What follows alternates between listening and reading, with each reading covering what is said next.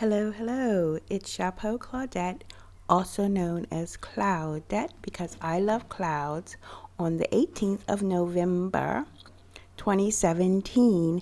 I have found the 13 sign chart again thanks to Capricorn astrologysoftware.com, and I'm happy to share with you where the planets are, and it happens to be my birthday. What I wanted to briefly say is it's a pity that people are following the Western astrology that's not really mathematical and based on where the planets and heavenly bodies actually are, because they were saying that last month the new moon was in Libra. Now, if you trying to find those energies last month, they were simply not there. They were in Virgo, and Virgo and Libra are so different from each other. Now, maybe you get closer to the mark this month because Western astrologers are saying that the new moon's in Scorpio, and Libra actually used to be Scorpio, and it's quite integrated into Scorpio energy, Libra. But if you want to be exact, I really suggest you look into 13 signs Skystrology, read books from Mr. Vasilis Kanatas about, and he's a physicist, why he came to this conclusion to use NASA's calculations and positions of the heavenly bodies to calculate a natal chart the way it should be. This is what the sky looks like, at 11:11, and I decided to use that magical number 11:11. And so often when I do use numbers, what I call magical numbers, I come up with magical numbers. And the magical number today on this chart is 18. You see, we have the moon at 18 degrees Libra and the sun on the same point at 18 degrees Libra, which makes it a new moon. And then we have Saturn. It's at the end of a fucus, and it is also at 18 degrees of fucus. And it will be going, it's like everything we're saying it's been into Sagittarius. It's not. It will be hitting actually the galactic center.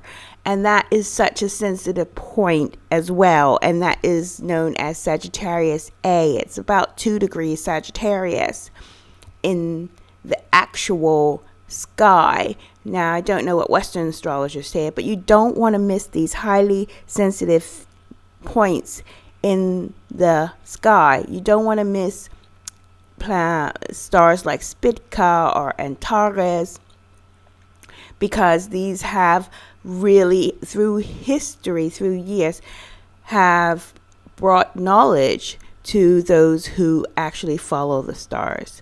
Okay, and then we have here, this is the South Node. It's also at 18 degrees. It's in Capricorn. And, I have slowly found there is a connection between numbers and, of course, the mathematical calculation for astrology, what I call Skystrology, because this is how you can see the heavenly bodies up in the sky. And if you can't see it during the day, there are apps for that where it will show you where they are. It's all traceable through GPS. So what you do in a new moon in Libra as opposed to Scorpio and all this, Scorpio is so misunderstood. I won't go into it now, but Libra, let you know, in a more biodynamic sense, which is something that I follow closely.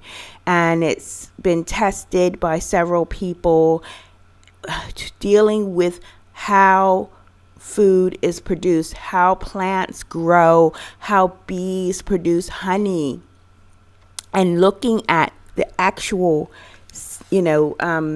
cycles of, beings on this earth, plants and bees, things like that.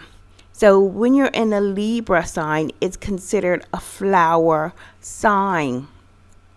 It's considered flower energy, and it's considered to be, dry with air and movable. And this is the thing that you need to visualize with kind of, associated with air because it is an air sign. So think of things with air. Think of something you can't see but has power to move things, to make an impact, but they're not tangible. And that is very important. And they're also lightheaded. They're not, when you want to kind of hone these energies, you think of things that you can, in a way,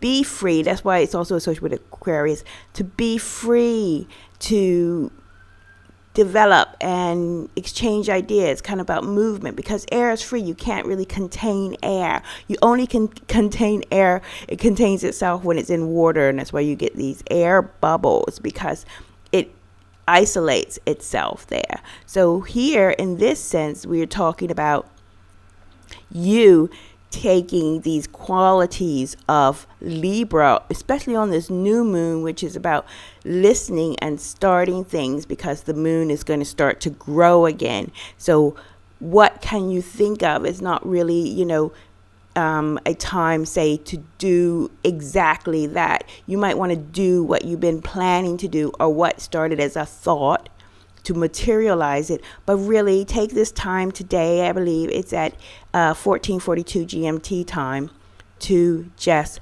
listen and think of free-spirited ideas that also bring a balance to life, because Libra is all about balance and about what is right to do. Never forget these associations with these symbols that have been around for thousands of years, because even if it's not scientifically true, the attributes, it is the energy that we are conscious of and that we can use to our advantage.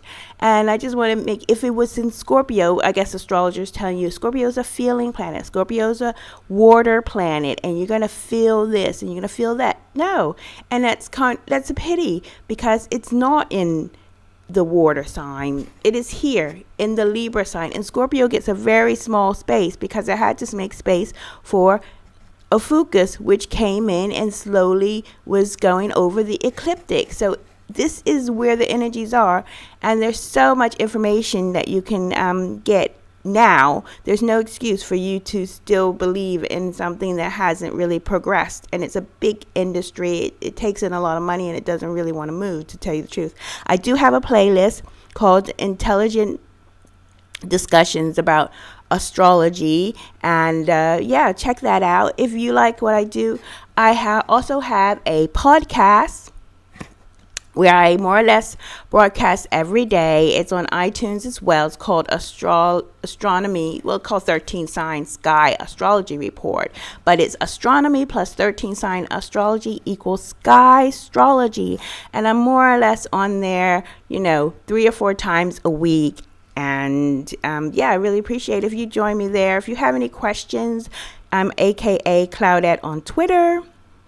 And there's also the website, skystrology.com, or below in the comments, please. So I wish you a fantastic new moon. Just think light. Just think everything associated with air. But remember, it's not tangible, and you can't, grab it. You can't hold it like you could water or earth. Yeah. So it is similar to fire, but it's a different energy, of course, because it's freer than fire. Fire is not that free. Okay. So thanks for listening, and have a great day.